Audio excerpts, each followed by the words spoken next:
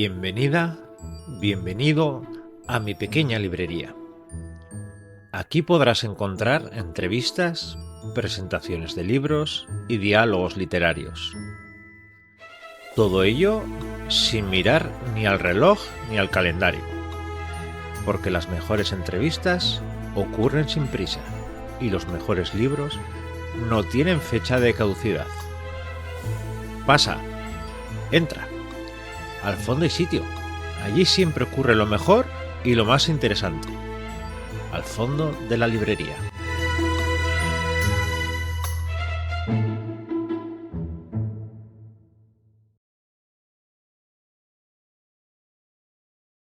Saludos, bienvenidas, bienvenidos a un capítulo más aquí en mi pequeña librería.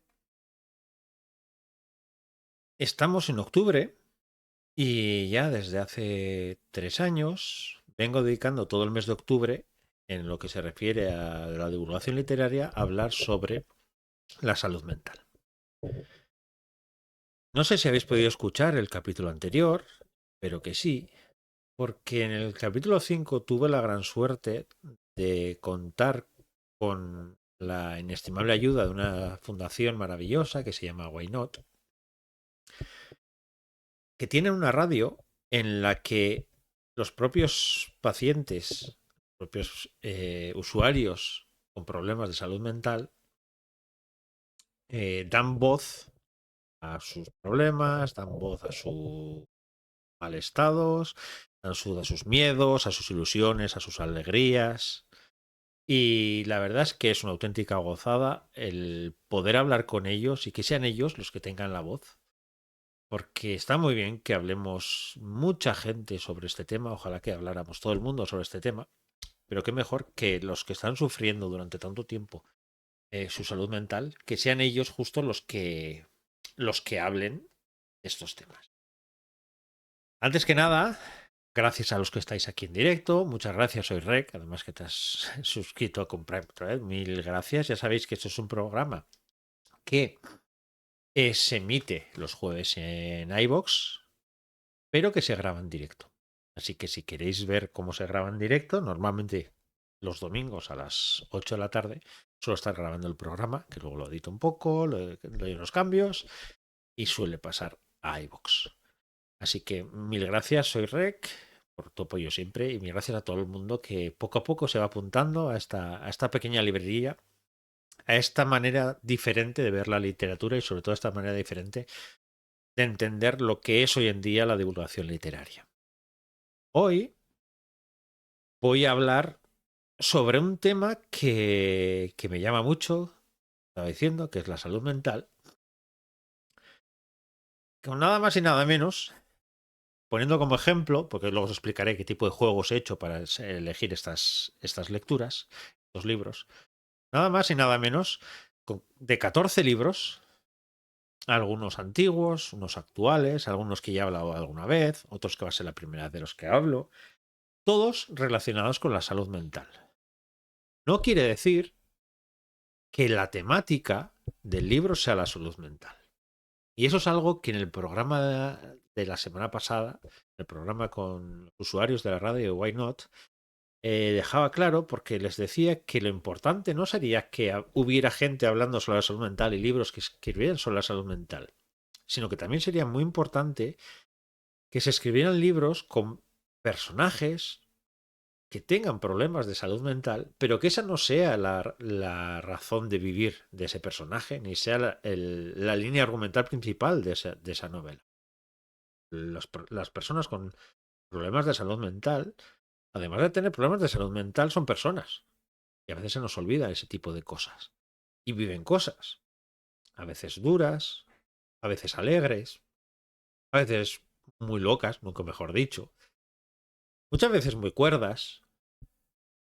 Y sería maravilloso que poco a poco se fueran metiendo este tipo de personajes en las novelas, en las historias, para que nos demos cuenta que las personas con problemas, con enfermedades mentales, no son simplemente personas que les define la enfermedad mental, sino que una de sus características es esa.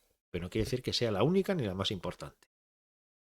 Y eso es precisamente lo que pretendo hablar en el capítulo de hoy. He cogido 4 lecturas que he ido juntándolas de 2 en 2, de 3 en 3, de manera comparativa, para que nos demos cuenta que la salud mental tiene muchos puntos de vista y sobre todo para que nos demos cuenta que a veces la salud mental será el hilo conductor de toda la novela, a veces será un tema importante en la novela y a veces serán simples detalles que he querido destacar de la novela.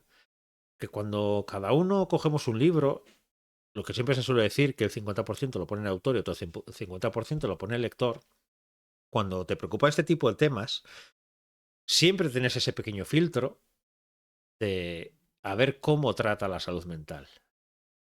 Ya llevo años haciendo esto, y yo creo que más de una vez os he hablado, que me parece aberrante muchos libros en los que entiendo perfectamente que por manera argumental, voy a poner un ejemplo de Harry Potter, tenga que volver año tras año al mismo colegio. Pero siempre me ha llamado la atención que hasta cierto punto, y por eso soy muy amante de de los últimos tomos, bueno, muy amante, no soy precisamente muy amante de esa saga, pero si algo me gusta es cuando se va oscureciendo, porque entiendo que si están pasando cosas tan terribles a tu alrededor, cuando hay alumnos muertos, cuando ocurren tantas cosas, eso te tiene que dejar una marca. Parece como que, bueno, acaba el curso, borrón y cuenta nueva y el año siguiente otra vez. Ese tipo de detalles para mí son muy importantes. ¿Y por qué van a volver a ese colegio si ese colegio es un peligro mortal? ¿Por qué no pueden quedarse en casa? ¿Por qué no pueden hacer otro tipo de cosas? Entonces, todo ese tipo de razonamientos que muchas veces se quedan fuera de... Y sobre todo en los arcos de los personajes no se tiene en cuenta la psicología del personaje, la psicología de todo lo que le está ocurriendo, pues tengo la sensación que ahí pierde un poco el libro y sobre todo pierde un poco de verosimilitud dentro de que parece que cuando hablamos de género, eh, la gente se cree que los géneros no tienen verosimilitud, ¿verdad? Para nada.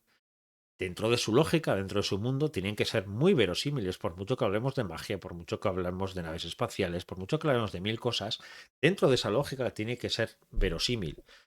Y la psicología, siempre tengo la sensación que la psicología y la salud mental de los personajes es uno de los aspectos que menos se suele tratar. Es por ello que el programa de hoy voy a dedicarle a eso.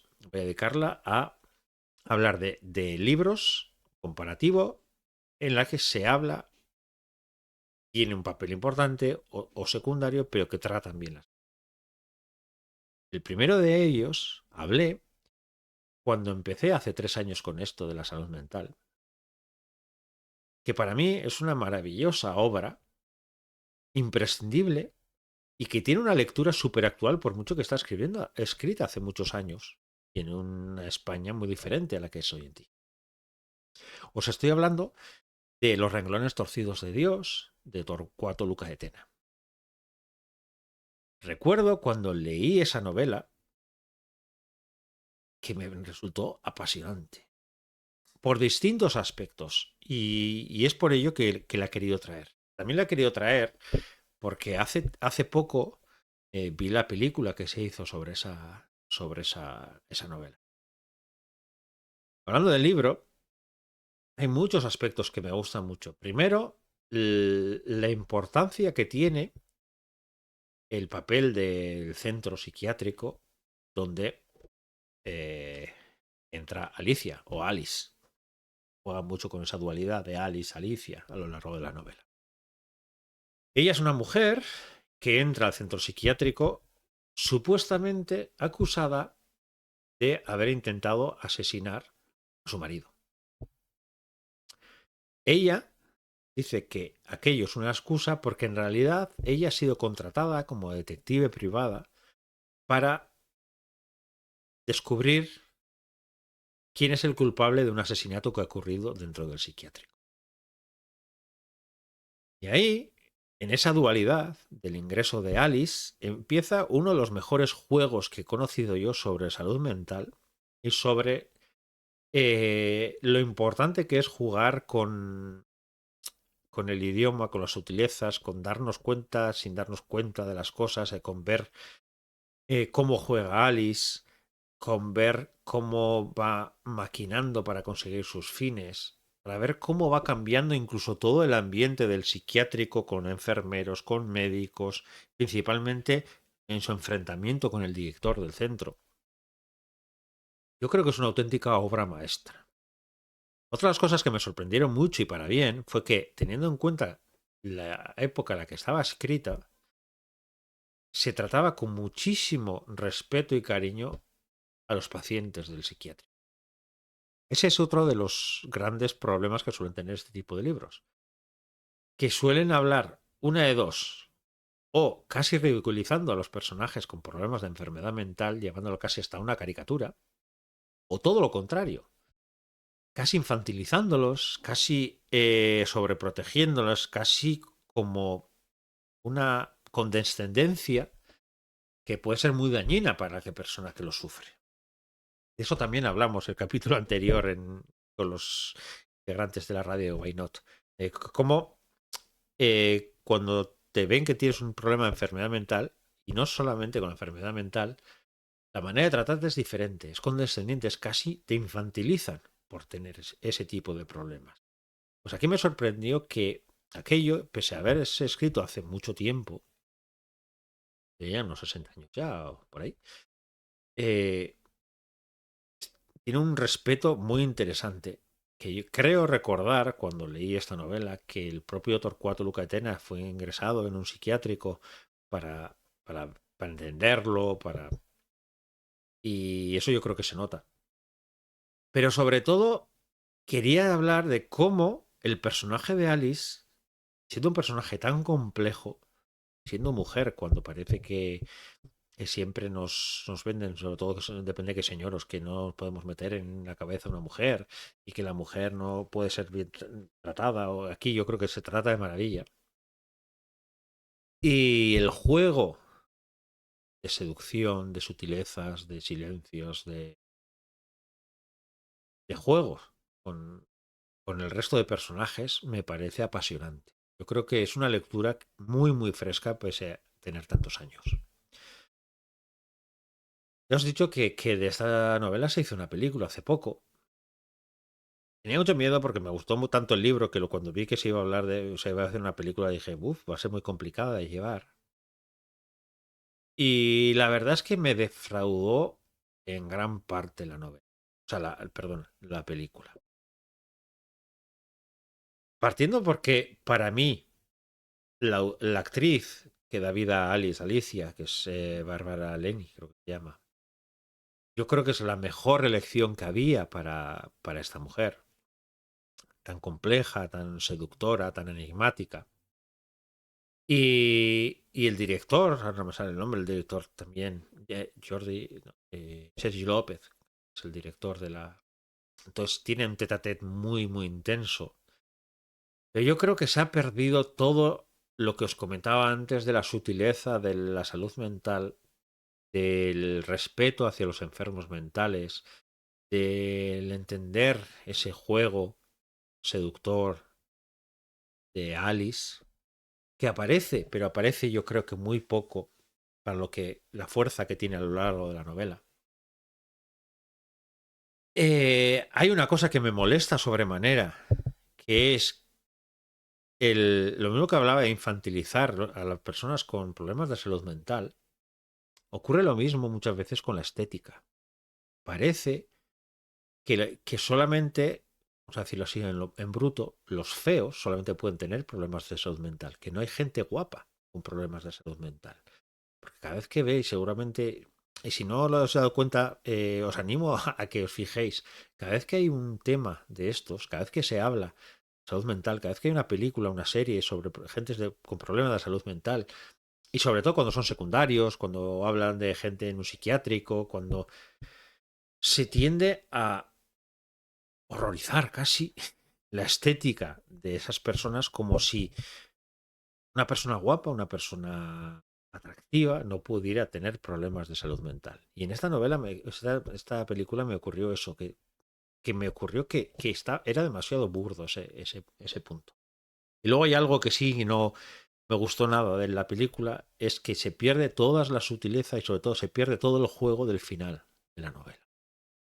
Ese juego entre que si Alice está enferma o no, ese juego que todo el rato estamos viendo si es detective o no, si de verdad está descubriendo o no, se desdibuja por completo y se convierte casi en un giro final, en un sketch final, como decir de que estoy jugando con esto y ya está. Y no nos damos cuenta que todo lo anterior era lo importante en la novela, no solamente ese giro final. Y además el giro final es completamente diferente en la novela con respecto a la película. Pero es eso, tengo esa sensación de que se ha malgastado mucho, sobre todo porque se pone mucho el foco en el thriller, en descubrir un asesinato, en ver qué está ocurriendo, en ver violencia, ver qué es lo que ha ocurrido ahí dentro. Y se pierde todo lo demás. Entonces, por eso que os recomiendo muchísimo la lectura de este libro, porque yo creo que cualquier persona que lo lea hoy en día no le va a parecer que es... No ha perdido ningún toque de frescura, tiene un ritmo muy rápido, es muy sutil, es muy actual, el papel de la mujer es muy marcado dentro de, lógicamente, en el momento en el que ocurren las cosas, no es hoy en día, con lo que al final el papel de la mujer también era diferente, por mucho que, bueno, al final está Alicia no es precisamente una persona pobre que viene de un entorno deprimido, viene de una buena casa, como se suele decir, pero, pero merece mucho la pena. ¿Y por qué he querido empezar con esta novela? Porque quería hablar en contraposición con una novela mucho más actual, con un público completamente diferente, con un idioma completamente diferente, pero que en sí habla de maravilla sobre la salud mental y en este caso sobre todo sobre la depresión.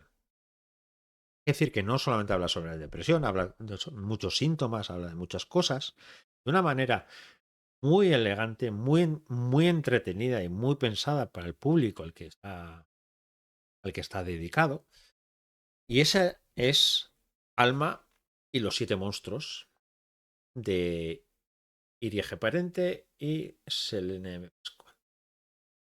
Irie y Selene son muy conocidas por sus sagas juveniles, tienen público por todo el mundo, son auténticamente alucinantes y les seguís por redes, alucinante las megasalas que llenan, las colas impresionantes para firmar sus ejemplares. Y este libro es muy diferente a todos aquellos. Este libro, Alma y los siete monstruos, habla sobre la salud mental y sobre todo habla sobre la depresión. Pero ¿cómo la trata? La trata casi como una fábula, la trata casi como un cuento. Para que os pongáis en contexto, Alma es un personaje, es una chica joven de hoy en día, que estudia, que tiene amigas, que vive con su madre, que tiene una vida común, vamos a decir. Y de repente descubre que se oyen voces debajo de su cama. Cuando se asoma, aparece un monstruo. En este caso, el primer monstruo es un monstruo con garras, es un monstruo, sí, más parecido a lo que nos imaginamos que es un monstruo, pero que hace ruido, que araña. Eso también habla mucho sobre las diferencias de cada monstruo y así. Y ella, Alma, empieza a cambiar.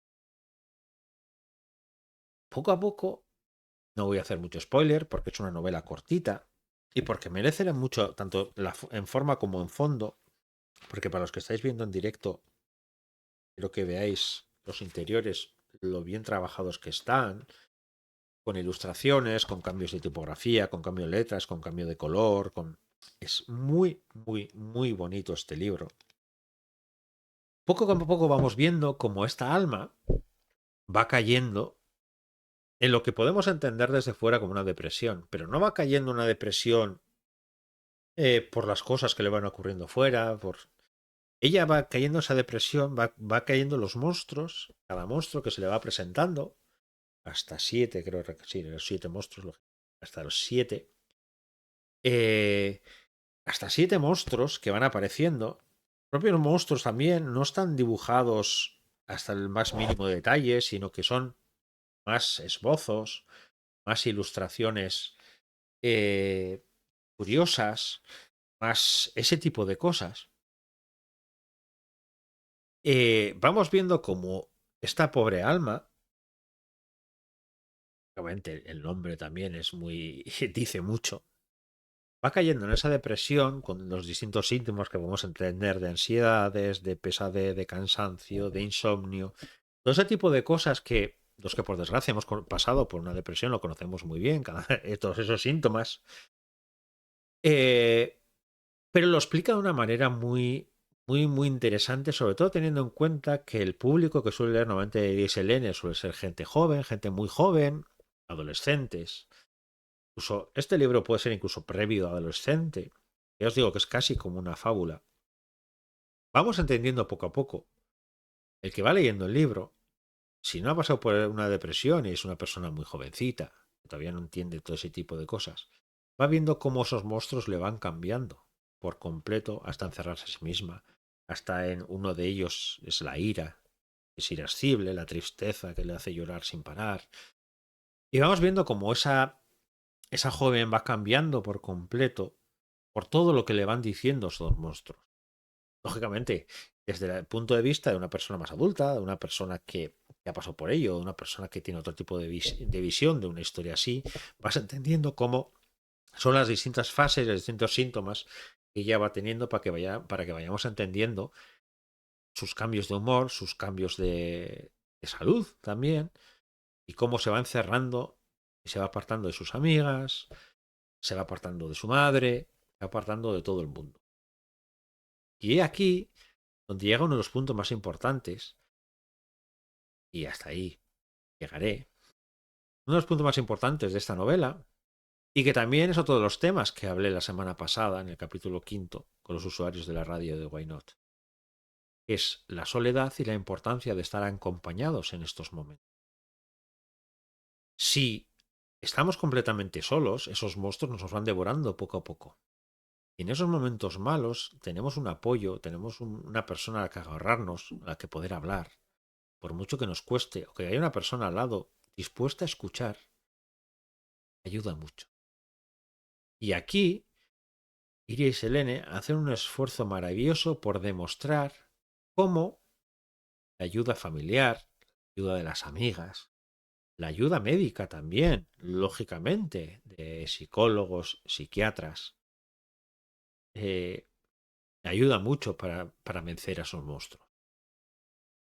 Pero por eso hablábamos en el capítulo anterior que esto es muy duro para llevarlo uno solo y la soledad es una de las cosas más duras que tienen este tipo de enfermedades, porque magnifica absolutamente todo. Y en los momentos malos te hundes muchísimo más, pero en los momentos buenos, y tú mejores que vas teniendo, piensas para qué, si no tengo a nadie al lado, si no te, y te vuelves a hundir un poco. Aquí ellas explican cómo Alma tiene esa red de apoyo alrededor para ayudarla, para apoyarla, para protegerla, y para que ella misma, que al final de eso se trata, se dé cuenta que poco a poco puede ir saliendo.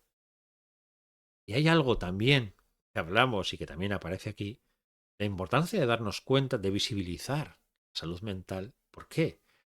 Porque Alma se pensaba que ella sola veía a los monstruos, que ella sola estaba en esa situación. Y en cambio, tenemos que ser conscientes que no somos los únicos que pasamos por estos procesos. Todo el mundo tiene monstruos debajo de su cama. Y eso lo dicen en la novela. Cada uno se va detectando qué tipo de monstruos tiene. Pues amiga que tiene monstruos relacionados con la alimentación o con la estética. Otro puede tener monstruos con otro tipo de cosas. Todos tenemos esos monstruos. ¿Qué es lo que ocurre? Si no le contamos a nadie que tenemos esos monstruos, o si nadie nos cuenta que tiene esos monstruos, cuando nos visitan, cuando aparecen, nos sentimos más raros todavía y callan. Y esa es una de las que más alimenta estos monstruos, el silencio.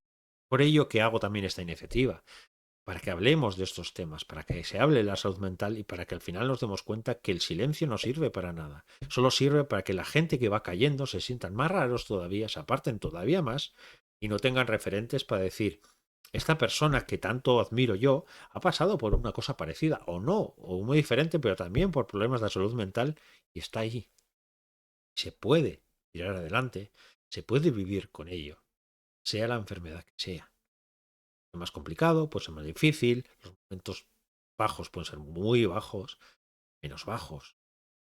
Pero al final, si esta lucha lo hacemos entre todos, siempre va a ser más fácil vencer a esos monstruos que si estás tú solo en tu habitación, sin salir, escuchando cómo los monstruos hablan debajo de la habitación, debajo de la cama.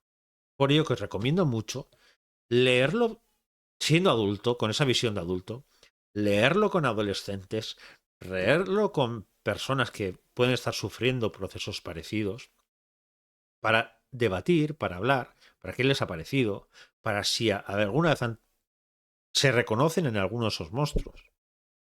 Al final todos hemos pasado por esos monstruos y merece la pena, de verdad. Y me alegró muchísimo cuando entré en la web de Iria y Selene. Espero algún día poder invitarlas aquí al canal. Me lancé una invitación, pero lógicamente con 700 millones de emails que recibirán por segundo, pues es un poco complicado que te puedan contestar. Pero me hizo mucha ilusión que precisamente este libro esté traducido en varios idiomas y que esté tratado de esta manera, porque al final esto es algo internacional, es algo mundial, es algo que pasa a muchísima gente. Y precisamente por eso merece que se escriban y se lean este tipo de libros y animaría a gente, si escucha gente relacionada con el mundo de institutos, con colegios, cuando proponen lecturas, a veces no saben qué proponer. Alma y los siete monstruos podría ser una lectura muy interesante para abrir debate sobre la salud mental. Yo ahí lo dejo. Y hasta aquí los dos primeros libros. Ahora voy a hablar de un tema también muy complicado y que tiene muchas consecuencias en la salud mental y que por desgracia hoy en día está casi más en boga que nunca, que serían las violaciones, sería la cultura de la violación. Con dos libros completamente diferentes en escenario, en personajes, en cultura, absolutamente en todo. Por un lado, tendríamos Las Durmientes, del gran Nando López. Si alguna vez podéis escuchar una charla de Nando López, por favor, acudid a escucharla, porque es una auténtica maravilla cómo habla este hombre y da gusto. Y por otro lado, ¿Quién teme a la muerte? De Nedio Corafor, supongo que se dirá así, pero bueno. ¿Por qué he comparado estos dos libros? He comparado estos libros porque no tanto es por hablar sobre lo que es una violación, sino por lo que es socialmente, lo que ocurre socialmente cuando ocurre una violación y sobre todo las consecuencias que tienen las víctimas, revictimizándolas cuando ocurre algo así. Así, en grandes rasgos podemos decir que en Las Durmientes trata de un periodista muy joven, que le mandan volver a su pueblo porque ha ocurrido un caso que se supone de violación, pero no lo dejan muy claro porque al final ha aparecido una chica joven, drogada, en- que aparece a las afueras de una discoteca, algo muy actual. Entonces le mandan a el que era su pueblo para visitar y para intentar sacar noticias. ¿Qué es lo que ocurre? Que este personaje, hace unos cuantos años, una amiga suya desapareció en situación parecida. Entonces revive muchísimo de lo que pasó en aquel caso. Parece que aquel caso también pueda servir para acercarse más a las víctimas, para intentar sacarles información. Pero sobre todo, hay algo que me encanta de esta novela, es que constantemente habla sobre las consecuencias que las víctimas sufren revictimizándolas. Esos comentarios de algo habrá hecho, qué hacía esas horas. Sobre todo en el caso, uno de los casos que tiene novio, dice, teniendo novio, ¿para qué salía a esas horas? ¿Por qué se vestía así? Es la excusa porque ella querría, pero luego se lo inventa para que parezca que ha sido violada. Mil barbaridades que se cuentan hoy en día. Solo falta encender la televisión, ver los casos que hay, que vamos a hablar del caso en Francia, terrible, horrible, de esta mujer que la violaron tantísimos hombres con la excusa de que como estaba dormida, sería un juego de ella seguro que aceptaría, no era una violación, seguro que si era un juego del hombre, ese tipo de barbaridades. Pero también ocurre aquí, con cada caso. Cada vez que sale un caso, revictimizamos a la víctima. La radiografiamos de arriba abajo. Cómo se comportó antes, durante, después. ¿Qué hace hoy en día?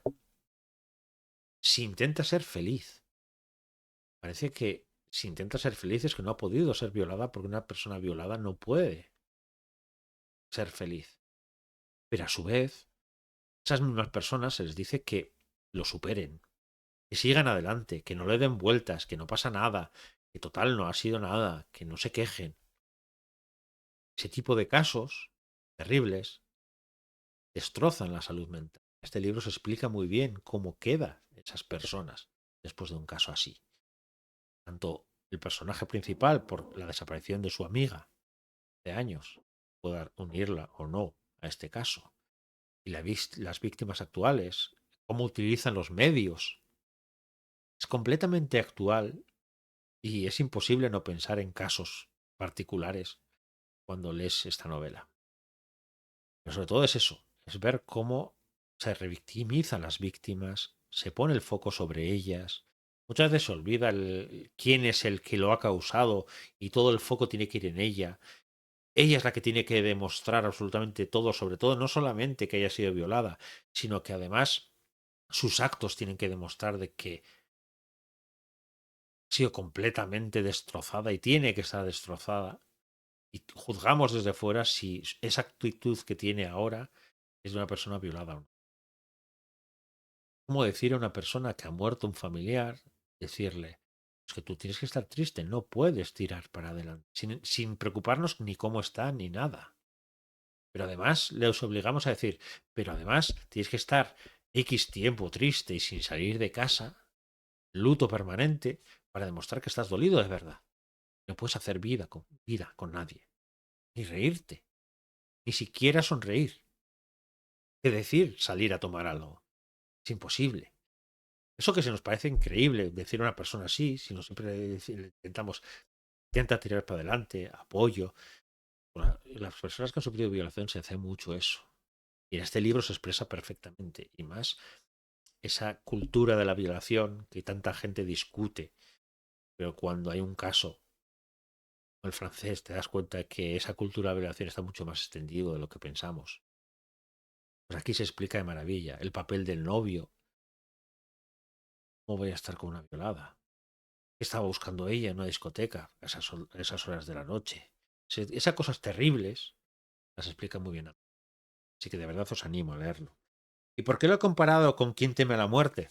Porque el tema es completamente diferente. En este caso estamos hablando sobre afrofuturismo. Estamos hablando sobre una cultura futura en, en África, posapocalíptica, en que hay razas, pues como hoy en día, tanto nos cuesta entender, Hutus, Tutsis, todas las barbaridades que se cometen en África. Cuando se nos olvida muchas veces que esas barbaridades se cometen porque los europeos decidimos que las líneas que iban a separar los países eran estas y no 10 kilómetros más allí, separando razas, separando culturas propias, porque nos venía mejor repartir este terreno para ti y este para mí. Eso también nos tenemos que acordar siempre. Pues aquí vemos como hay razas militarmente más potentes, ese tipo de cosas, y una de las armas que por desgracia se siguen utilizando, olvidemos, hoy en día, siglo XX, siglo XXI, se siguen utilizando las violaciones. Y están muy marcadas. ¿Por qué? Porque los niños que nacen fruto de esas violaciones, que son, vamos a decir, mezcla de las dos razas, están señalados para siempre. Entonces, es por eso que he querido comparar estas dos novelas, porque la protagonista de Quien teme la muerte también es una persona que tiene toda su vida marcada por una violación a su madre por parte de un militar.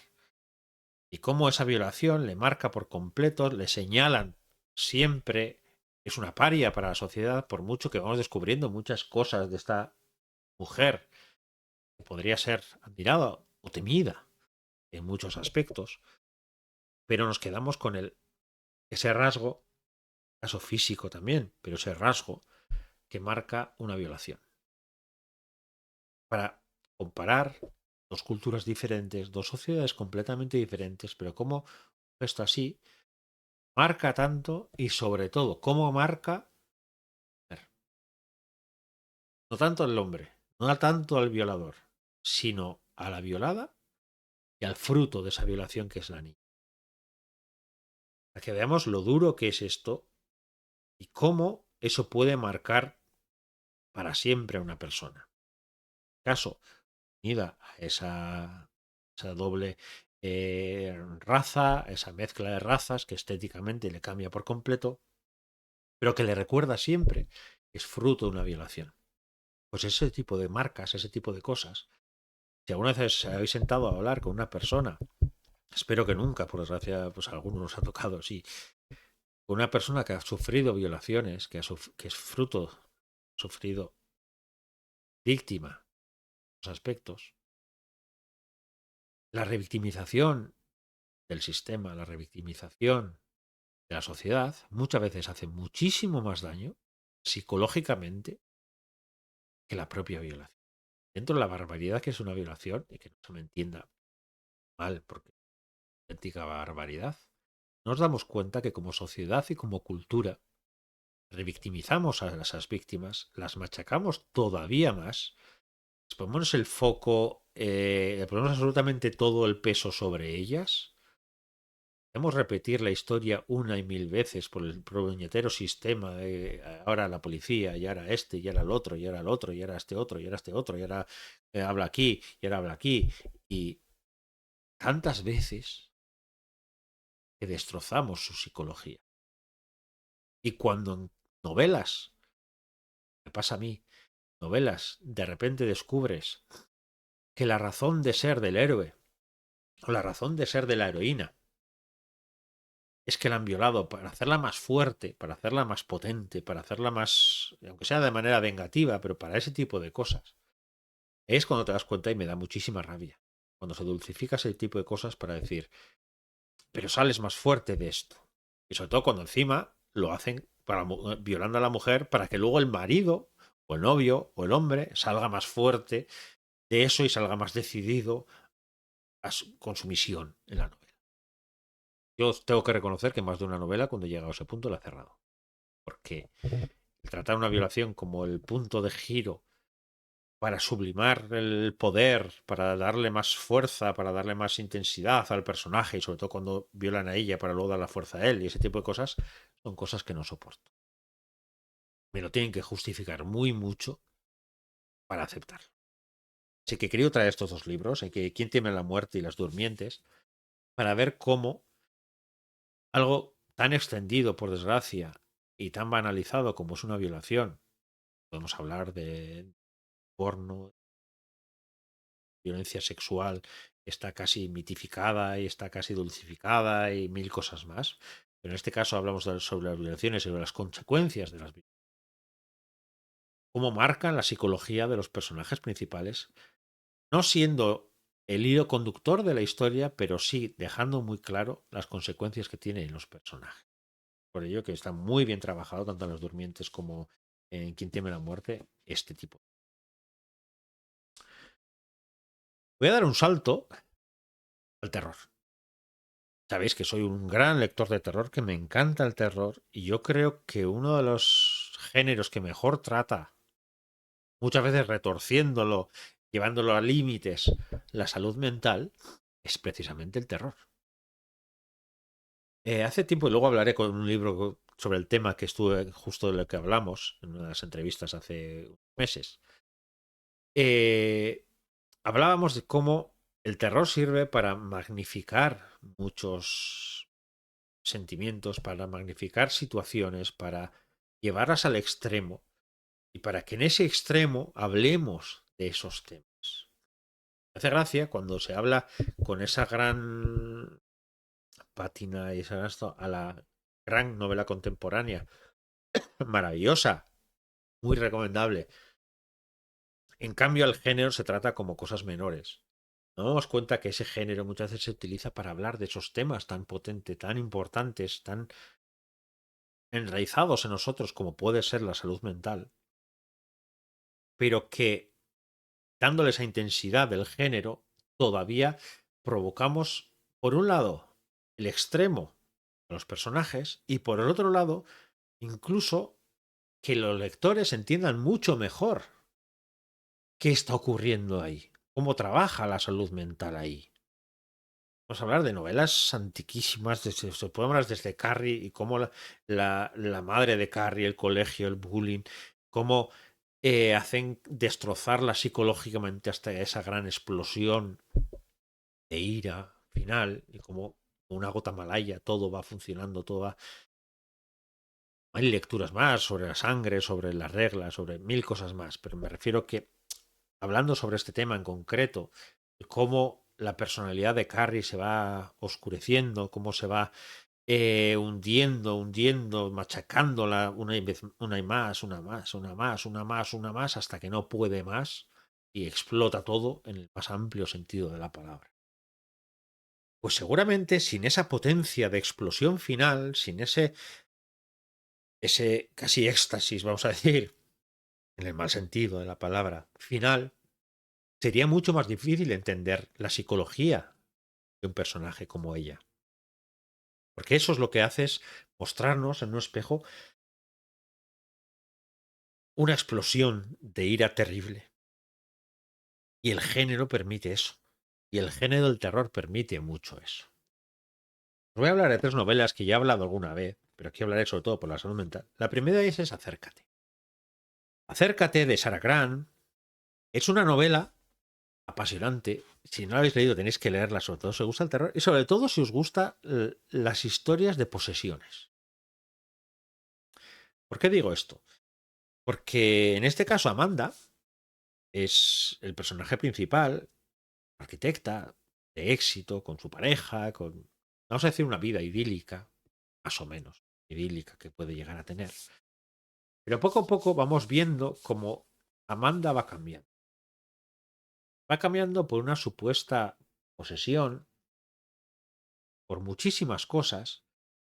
Reivindica su sexualidad, reivindica sus ansias, reivindica su deseo de hacer cosas, su deseo de no conformarse. Y muchas veces, cuando si echamos la vista atrás, a esas mujeres que se rebelaban al sistema y que querían ser diferentes a lo que el sistema les marcaba, que les trataban de locas, les trataban de poseídas, endemoniadas. Y este libro me encanta porque es un libro en el que habla la endemoniada. Habla ella. Se pone el micrófono a ella. No acordarnos del exorcista y de este tipo de películas o de historias, pero siempre miramos desde la óptica de fuera, desde ver los síntomas, desde ver la papilla que sale de la niña, de la boca, desde ver el cura cómo sufre, de ver el crucifijo, desde ver cómo baja las escaleras, desde ver. Pero aquí no es ver. En acércate es entender. Y en acércate es estar siempre en ese hilo en el decir, está poseída, está utilizando esa posesión para ser ella misma, está liberándose, está buscando ser la persona que quiere y no la que ha tenido que ser. Ese tipo de debates, incluso morales, están muy presentes en esta novela. Es muy interesante, y ya os digo, y sobre todo es muy interesante el ver el cambio del personaje, entenderla muchas veces por qué hace esos cambios, momentos con el diablo, con cosas así, pero sobre todo es muy interesante por poner voz a la poseída, no siempre mirarlo desde fuera. Lo que siempre os decía y en el capítulo anterior os comentaba antes, que tengan voz las personas con problemas de enfermedad mental. Pues en este caso es que tenga voz esta persona poseída. Podemos hablar luego si estamos hablando de una persona poseída, si estamos hablando de una persona con problemas de salud mental, de una persona liberada y que por ello el entorno le ve que una persona trastornada. Es muy interesante las distintas lecturas que se puede hacer de los actos de Amanda, de la protagonista de esta novela. Pero sobre todo, es apasionante ver cómo el personaje va creciendo a lo largo de la novela por todo esto, por todo lo que le ocurre y cómo su propia psique va marcando esos cambios y esas dudas esa lucha interior se va expresando en el exterior. Es muy, muy, muy interesante. La segunda de esa trilogía de terror es también de la Biblioteca Carfax. Los tres, estas, queriendo las he traído a la Biblioteca de Carfax. Es Entre Medias. Entre Medias habla de Hilton, un personaje negro de una América que si hoy en día no ha salido del racismo, solo América. Cada vez más conviene poner el telediario y ver las cosas que se dicen. Y en redes y ese tipo de cosas. Pero bueno, llegando a América, todavía estaba en esta época en la que la gente negra no podía ocupar ciertos puestos, o parecía que no podía ocupar ciertos puestos, y aquí la mujer es la que ocupa esos grandes puestos, es jueza. Y Hilton se dedica a ayudar a la sociedad. Ha tenido una relación con la muerte un poco compleja con su abuela. La frase inicial para mí es una de las mejores frases que he leído en el inicio de un libro. Siempre os voy a decir el principio. Dice, Hilton tenía 7 años cuando su abuela murió, y fue una mala época, pero fue peor cuando murió por segunda vez. Es potentísima esa frase, pero es que luego tiene todo el sentido del mundo en la novela. Pues aquí vemos como Hilton empieza a tener muchos problemas de salud mental, incluso pide ayuda, porque empieza a dudar sobre si está acuerdo o no, si lo que está viviendo es real o no, si está soñando o no. Ese juego se da a lo largo de toda la novela. Tú vas viendo escenas y no sabes si de verdad está ocurriendo eso, se lo está imaginando él, si luego de verdad ha ocurrido eso, pero cuando más adelante empieza a recordar él, se quiere convencer o quiere convencernos que no es real lo que ha habido eso. Entonces, hay mucho juego entre realidad, salud mental, el pedir ayuda, la ayuda de los psicólogos. Va unido también el tema del racismo, tiene un toque thriller también, porque reciben amenazas. Es una novela muy, muy completa, pero sobre todo os la recomiendo por cómo está narrada ese proceso, ese descenso a los infiernos de Hilton. Aquí la autora es Tananamire Due y es apasionante cómo lo escribe. Qué bien narra la salud mental. Qué bien habla sobre ese descenso, sobre esa locura que va sufriendo el personaje, locura en el más amplio sentido de la palabra, hasta dudar de sí mismo, hasta dudar lo que ocurre, ¿no? Hasta que los del entorno no saben qué está ocurriéndole, hasta que se desmorone su vida, pero sigue dudando todavía más y sigue cayendo en el infierno y no sabe si es un sueño, si no, si cuando lo que pensara un sueño se despierta, si al despertarse eso es un sueño, no. Ese tipo de juegos, como aparece en la portada, con ese tipo de puerta tras puerta, donde aparece él y la cara cada vez más demacrada, cada vez más sufrida, las realidades diferentes. Tiene muchísimos juegos esto. Y lo que decía, sin utilizar el género, sin utilizar el terror, como se utiliza aquí, terror, entiéndase, no un terror cinematográfico, no un terror de sustos y vísceras, sino un terror psicológico, un terror de no entender lo que te está ocurriendo, de pérdida. Seguramente no entenderíamos tan bien el proceso que sufre Hilton. Así que os recomiendo mucho este libro, Entre Medias. Y el último, bien, de la biblioteca Carfax, esta saga, este trío de salud mental, vamos a decir, es Zombie. Zombie de J. Carol Oates. Es apasionante porque aquí nos vamos al extremo contrario casi. No porque no hablamos de la salud mental, sino que directamente vamos a conocer la mente de una persona muy perturbada, un psicópata. Atrás del libro simplemente pone eso. Se conoce a Quentin P., buen hijo, nieto modélico, conserje responsable, mentiroso compulsivo, psicópata despiadado. Con ese inicio, con esa simple línea, nos podemos hacer una idea de qué es lo que nos vamos a encontrar aquí. Y aquí sí que es de verdad un descenso a los infiernos. Y a veces incluso te asustas a ti mismo cuando estás entendiendo el personaje principal. Está basado en caso real, novelado, no es completamente como era. Pero es impresionante cómo Joyce Carol Oates va entrando en esa mente perturbada, va viendo cómo va eh, manipulando todo, cómo va jugando, cómo va planificando, cómo va ese increchendo de llegar al momento culmen, vamos a decir, de un asesinato, de conseguir lo que quieres, de esa psicopatía, el cómo va intentando que todas las piezas encajen. Tú, como lector, le vas acompañando, casi culpable, de sentir, de leer lo que está pasando el personaje principal.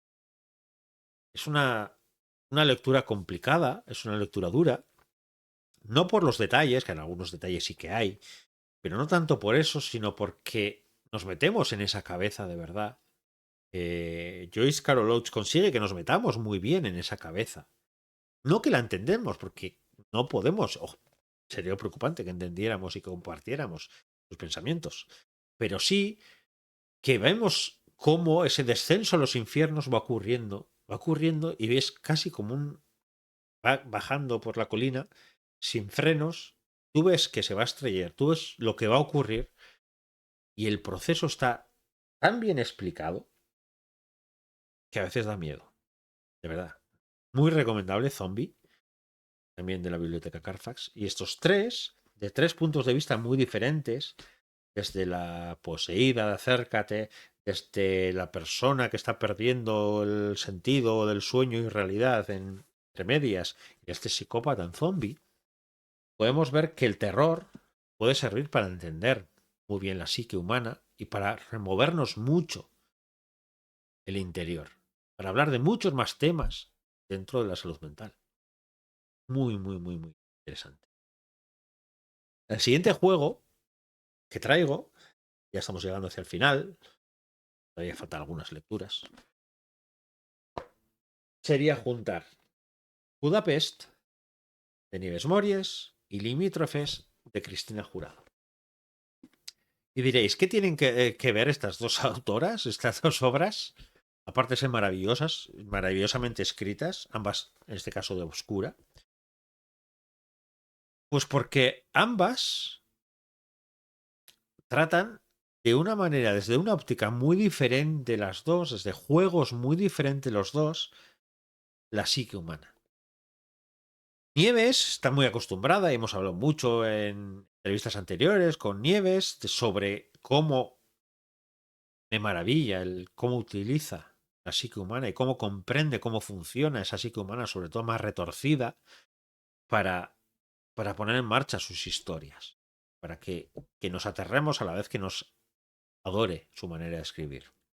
Budapest es una novela muy complicada, es una novela muy dura, pero es una novela para mí de lectura obligatoria porque habla sobre un Budapest posapocalíptico, habla sobre una noche eterna, habla sobre y sobre todo habla sobre víctimas que han sufrido, que conocen solo ese mundo, que son los dos personajes principales de la novela, que son Cara y Carlo, cómo sufriendo lo mismo, habiendo pasado por lo mismo, con unos traumas terribles, habiendo salido de un auténtico centro del doctor Mengele, esos dos personajes se apoyan, sobre todo Carlo protege a Cara, que Cara al final también es el brazo ejecutor de muchas cosas.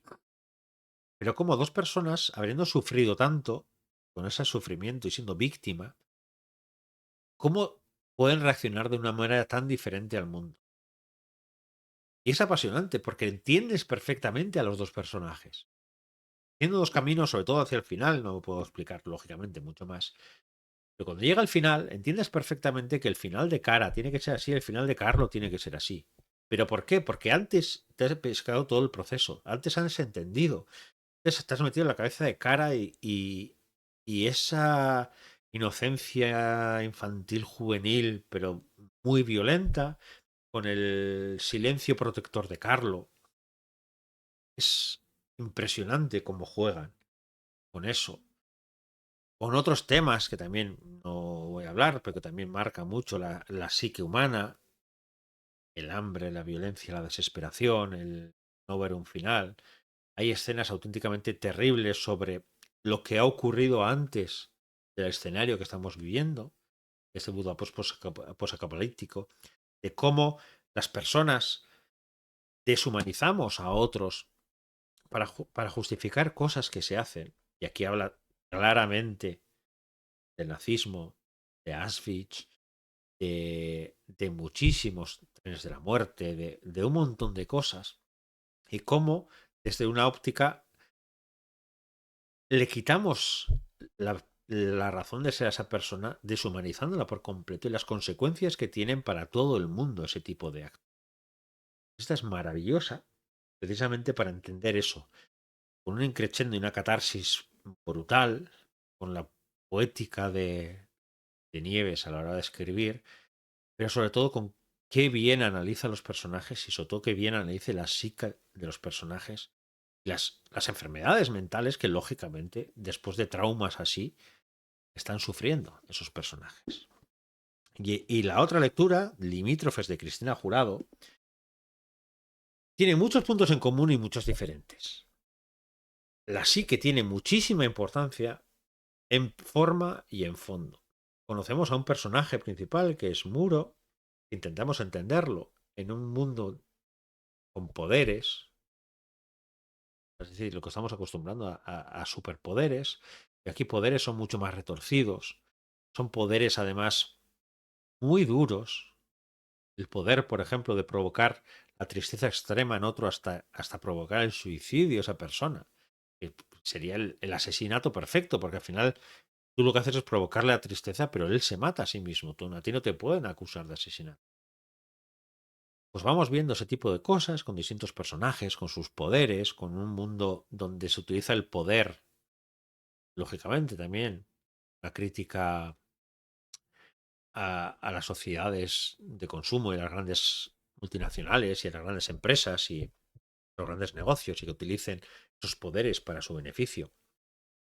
Pero cuando más entramos en esa novela, más y más y más y nos vamos adentrando, nos daremos cuenta que cuánto habla sobre la salud mental, cuánto habla sobre la psicología y cuánto habla sobre la psique de los personajes.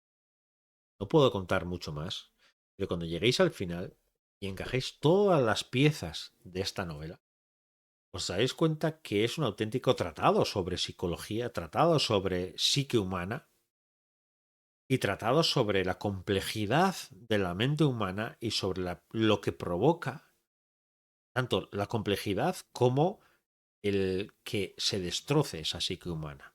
De verdad, merece mucho leerlo y merece mucho releerla porque al releerla te das cuenta hasta qué punto es tan profunda dentro de lo que pueda parecer una novela con poderes, casi que nos recuerde a un superhéroes, digamos, un poco tirando a lo duro, a lo triste, pero nos damos cuenta que hay mucho más que eso, de verdad.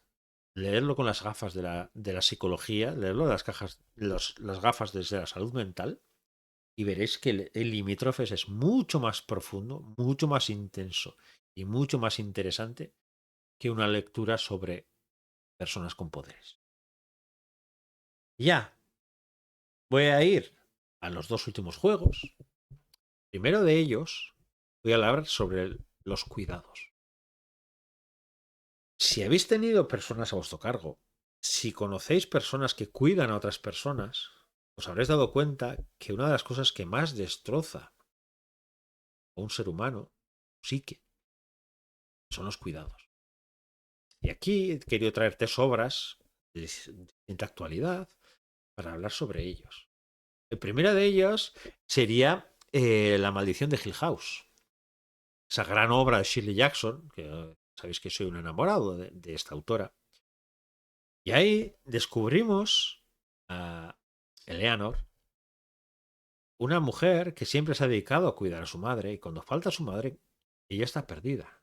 Es casi como que su razón de ser y su vida era eso. Y una vez que ya no está, eso ha desaparecido. Es cierto que hablamos de fantasmas, de casas que pintadas, de muchísimos temas, pero es un auténtico tratado de cómo ver el desarrollo de un personaje. Leonor es para hacer un máster directamente sobre cómo va evolucionando, cómo va cambiando, cómo la casa le cambia. Hay muchas veces dudas si es la casa la que le cambia o es ella la que está cambiando con la excusa de la casa. Si te puedes creer lo que está diciendo, lo que está sintiendo o no. Y eso lo hacía mucho Shirley Jackson en su otra gran obra que siempre hemos vivido en el castillo. Precisamente Merry Cat, que era la protagonista, estás todo el rato dudando si de verdad es así o no, si es esa inocencia impostada o no, si esa inocencia impostada podía ser la causante de cosas terribles que ocurrieron en esa casa. Entonces, era experta en eso, en utilizar la psique humana para contarnos una historia, en este caso sobre una mujer que siempre se ha dedicado al cuidado y cuando ya no tiene a quien cuidar, no sabe muy bien quién es. Olvidados por completo de aquella versión terrible de finales de los 90, creo que fue, con Catherine Zeta-Jones y esa casa y esos querubines de la cama y no, no. Olvidaros también de la serie de Netflix, porque no tiene nada que ver. A mí es una serie que sí me gustó mucho, pero me dio mucha rabia que utilizaran la idea de la maldición de Hill House como si fuera la historia de la novela, porque eso seguramente habrá hecho que mucha gente se piense que la novela es esa. Y no tiene nada que ver. La novela, ni el fondo tampoco tiene que ver muchas veces con lo que se trataba en la serie. Así que de verdad os recomiendo que cogáis este libro escrito hace tantos años, pero tan actual, sobre las consecuencias que tiene una persona que siempre ha cuidado de su madre, también siendo como era, y que ahora está completamente perdida en el mundo. Y unida a eso, hay otras dos novelas que son más actuales y españolas que tienen ese nexo de unión. El medio de ellos puede ser El lugar invisible, de Lola Yatas. Está publicada en Oscura. Y en esta novela también nos habla sobre esa mujer que se dedicaba a cuidar a su madre. Una madre maltratadora, una madre terrible. Las escenas principales empieza precisamente cuando su madre ha muerto. Y, y hay una escena principal cuando vuelve a la casa ella y empieza a recorrer los pasillos y empieza a revivir escenas de lo que le ha ocurrido. A mí me recordaba mucho a esa Shirley Jackson que hablaba sobre esa salud mental. ¿Y qué es lo que hace este personaje? Que luego ya se va un camino bastante diferente a que los que haría Hill House, pero que también tiene muchos puntos en común. Porque en este caso, este personaje, cuando está muy perdida, que no sabe qué es lo que va a hacer con su vida, que tiene heredado esa casa, no sabe qué hacer, ¿qué es lo que hace? Seguir cuidando. Y busca un trabajo de cuidadora. Ella es enfermera y busca un trabajo de cuidadora. Entonces te das cuenta cómo se repite ese patrón, cómo es casi adicta a esa sensación de cuidado, de ser la cuidadora silenciosa, sufridora, que no tiene otro camino. Se complica mucho más, hay una sobrina, hay muchas cosas más. Luego un pueblo maravillosamente terrible, hay mil cosas más. Pero sí quería traer esta novela para hablar cómo había marcado psíquicamente, psicológicamente a ese personaje el cuidado de su madre de cara al futuro, de cara a lo que va a hacer cuando ella falte. La verdad, muy recomendable. Y la última sería ¿Quién cuidará de ti? En este caso, publicada por Literap. ¿Quién cuidará de ti? También habla de una cuidadora de su madre que viene a su casa a que la cuide, que ella es cuidadora también, en el caso, como igual que el caso anterior, porque también es enfermera en un geriátrico. Y cómo ese papel de cuidadora, de sufridora, de no tener vida por tener que cuidar todo el rato a esa persona, cómo poco a poco le va destrozando. En este caso, por suerte, parte, tiene un cierto círculo de apoyo que es su hijo, más o menos, no mucho, pero sobre todo su hija, que muchas veces dice lo que ella debería decir y no puede. Y vemos cómo el personaje va cayendo en ese agujero, pero a su vez tiene esa voz que le va recordando que la vida no tiene por qué ser así. Muy interesante, sobre todo para esas personas que conocemos, gente que ha cuidado, o esas personas que nos ha tocado cuidar de alguien, que sufres ese proceso, te das cuenta psicológicamente lo machacante que es y cómo muchas veces necesitas ayuda porque no puedes con tu vida. Pues estas tres novelas hablan mucho de eso desde ópticas muy diferentes, desde desarrollo muy diferentes de personajes, pero desde ese punto de mujer cuidadora que ¿qué pasará cuando no tenga que cuidar en algunos casos? ¿O qué pasa cuando ya no hay quien cuidar en otros? Para darnos cuenta cómo eso marca la psicología de ese personaje. Y por último, dos pequeñas pildoritas. He hablado de historias hasta ahora, de historias en las que la psicología tiene un peso imprescindible en estas historias. Y muchas veces trata casi directamente sobre la psique del personaje. He traído dos libros como pequeño detalle para recordarnos que en cualquier libro, con una psicología de los personajes muy bien tratado, con un simple detalle, puedes dar de verdad una muestra de las cosas que se pueden hacer hablando sobre la salud mental y hablando sobre la situación que pasa el personaje mentalmente y anímicamente, utilizando el género de antes y sobre todo escribiéndolo bien. La primera de ellas es Las raíces recuerdan tu nombre. Hace poco la presenté en mi canal de YouTube. ¿Queréis verla? La hice Saldías. Y aquí habla sobre un pueblo que viven fantasmas, que reviven una y otra vez las últimas horas de su vida. ¿Por qué he querido traer este libro? Aparte porque me encantó y porque es muy, muy recomendable su lectura. Porque yo creo que es el libro que con una simple escena mejor explica el duelo. Simplemente voy a explicar esa pequeña escena. Se trata de una persona que ha perdido a su mujer, más la culpa que tiene porque él siente que igual si llega a estar en casa hubiera esto porque su mujer se suicida. Pero ¿qué es lo que ocurre? El personaje principal va a visitar a ese hombre a casa, está cenando y se da cuenta que el fantasma de esta mujer está ahí. Y sabe que después de ese momento de cena, de estar, subirá al piso de arriba y se suicidará. Día tras día vivirá viudo, vive esa escena. Con la culpa de pensar que podría haber hecho algo si hubiera llegado aquí, más la sensación de duelo de cada noche revivir cuando su mujer acaba muriendo. Es impresionante cómo se puede utilizar eso precisamente para estos temas, para hablar sobre estos temas. Es impresionante cómo con una escena muy cortita, que ocupa muy poquitas páginas, yo creo que es la mejor definición de duelo que se puede hacer. El cómo se revive una y otra vez ese momento. Kate Siebert, para mí con gran maestría, utiliza esa escena para explicar algo tan duro para la salud mental como es el duelo, como es perder a tu persona más querida.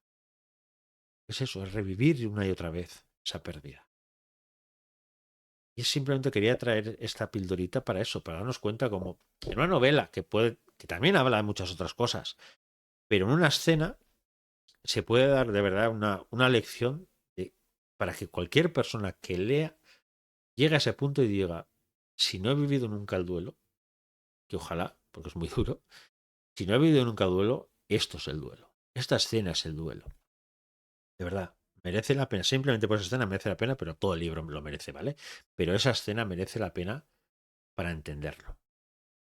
Y el otro es también, hace un par de capítulos presenté La ceguera de Cira. En este caso, publicada por Numac, o sus coautores, Ya, si no has leído, escuchado el capítulo, escuchadlo, porque es fascinante cómo se juntaban, cómo escribían, los cuatro a la vez. Una novela a cuatro manos me parece una maravilla, pues a ocho manos, ni os cuento.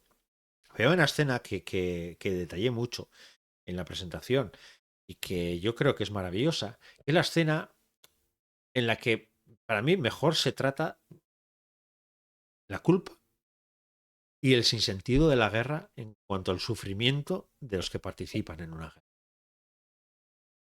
No voy a contar mucho porque aquí sí que es bastante el final de la novela y tiene mucha importancia en cierto momento, pero sí quiero comentar que aquí, en esta novela, lo que en esta escena, lo que hace el personaje, los personajes principales es enfrentarse con su pasado, enfrentarse con lo que ha ocurrido, con lo que él se siente culpable y ese sentimiento de culpa le arrastra durante toda la novela y se enfrenta con las consecuencias de esa culpa.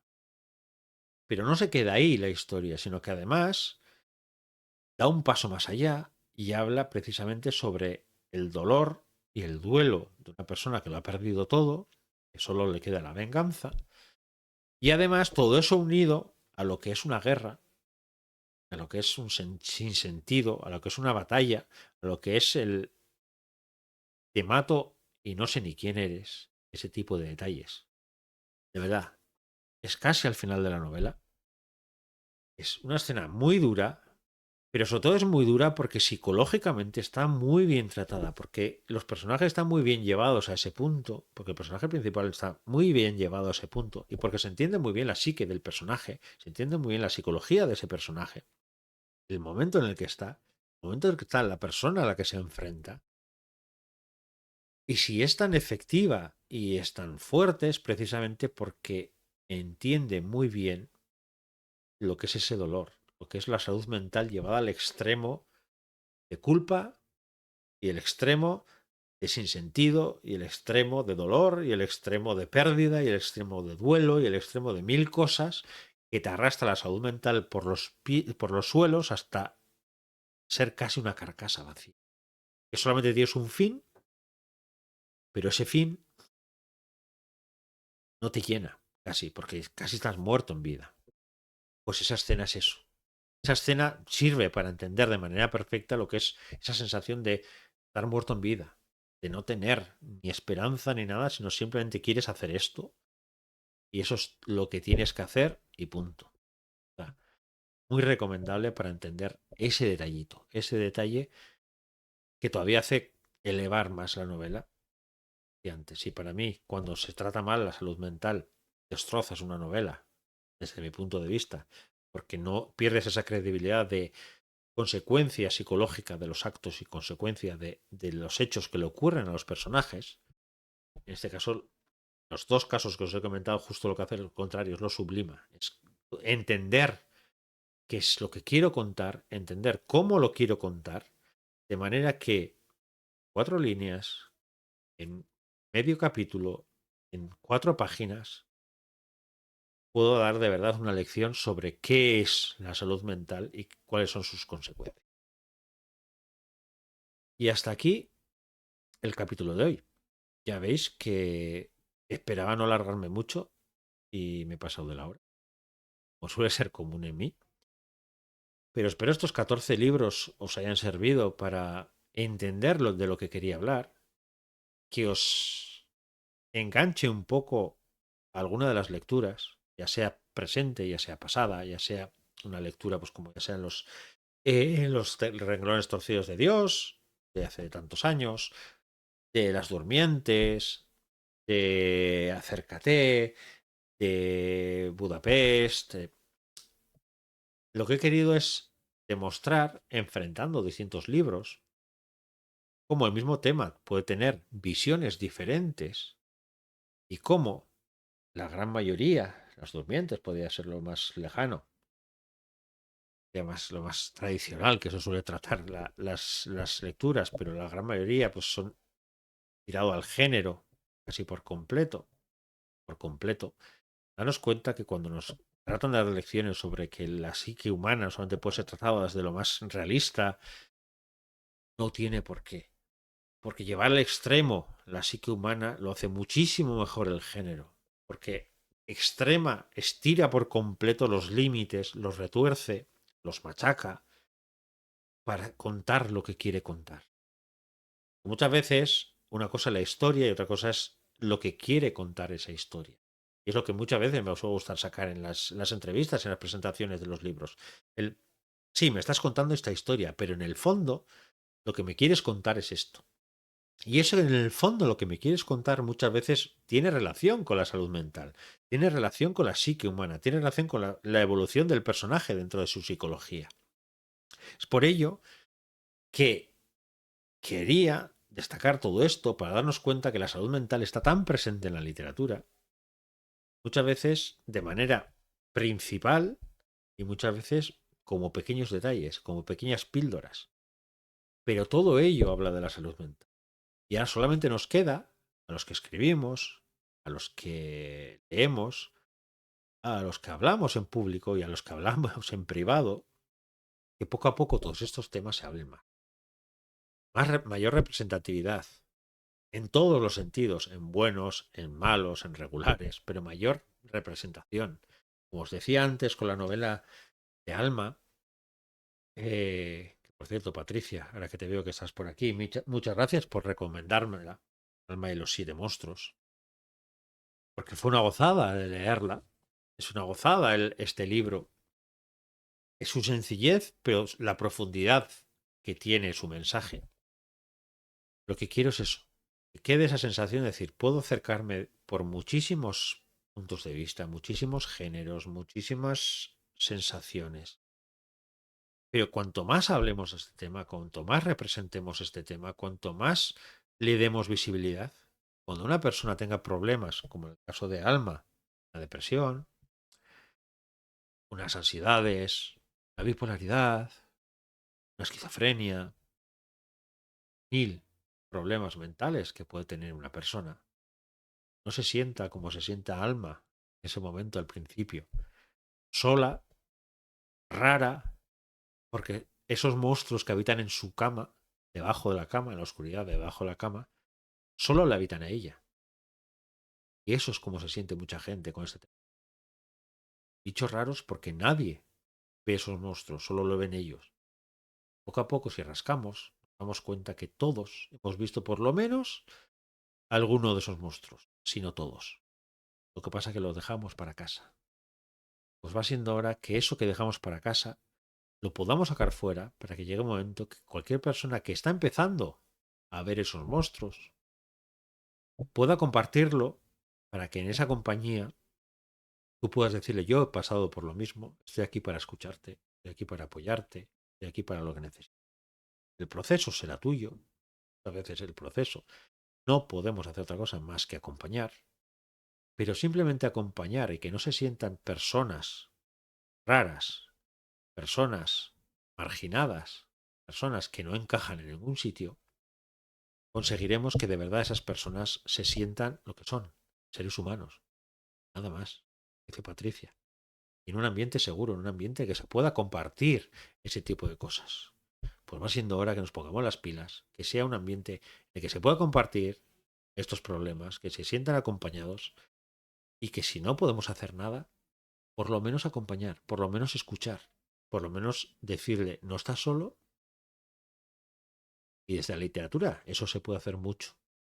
Porque esos monstruos que parece que solo lo vemos nosotros, si lo vemos en la literatura, si entendemos que a través de la literatura se pueden expresar todos esos monstruos y sus consecuencias y sus salidas, ¿no?